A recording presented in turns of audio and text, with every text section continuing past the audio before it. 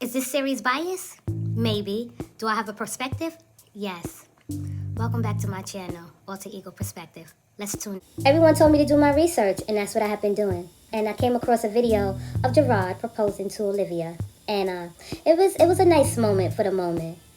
On December 8th, 2016, the morning of, Olivia going to work, Jerrod came down the stairs. He had the camera, and he was just sitting there talking to her. She didn't know what was going on. She wasn't really paying him any attention. She was just focusing on her and the kids, and he proposed to her. And that was a tearful moment for her. And he asked her to marry him, and she accepted. And they exchanged their little kisses and hugs and little love language, which every couple has. But in the same instant, in the same moment, Olivia turns and asks Jerrod, "Are you sure you want to marry me?" And Jerrod, in his typical fashion, and he's a very complicated man. Jerrod has a lot of layers to him that needs to be peeled back one by one. But we're not there yet. He responded by saying, "Do you want to marry me? I propose to you." In that moment, both of them questioning each other if they wanted to marry each other and never said yes.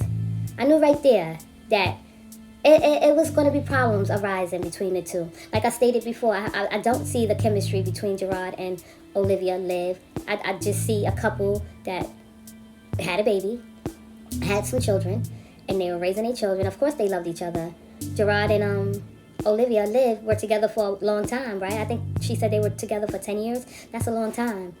In that same video, Jerrod said he had his first child at 23. That's telling. And that's like informative.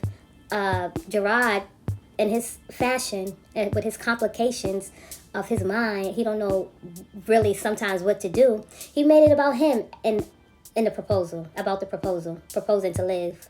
And that just was like a telltale sign that Jerrod has like he's self-centered.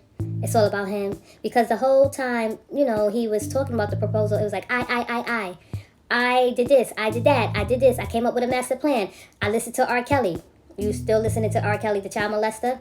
That's something to think about, Jerrod.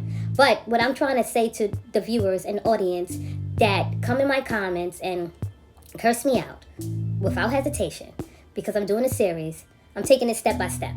I'm not just going to jump into Liv and Jerrod now history. I have to go back to see why they came to this point, Olivia, the look that she had on her face about Jerrod proposing to her was like a doubt, uncertainty. I didn't like the look. And he, with his thoughts and his behaviors that he can't hide, he found a chance to ask Olivia, "Are you going to have my babies?" They already had 2 babies already. And he's asking her, "Oh, we're going to get married. You going to have my baby?" And she started laughing. So when people tell me that Jerrod goes on without incident, that's a lie. In most cases, I believe that he has aggravated, antagonized Olivia as much as possible.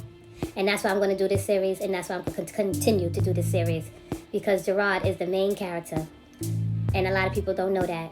So I hope you tune in for this series, and there's more to come. I'm doing my research. I'm doing what you guys asked me. My research.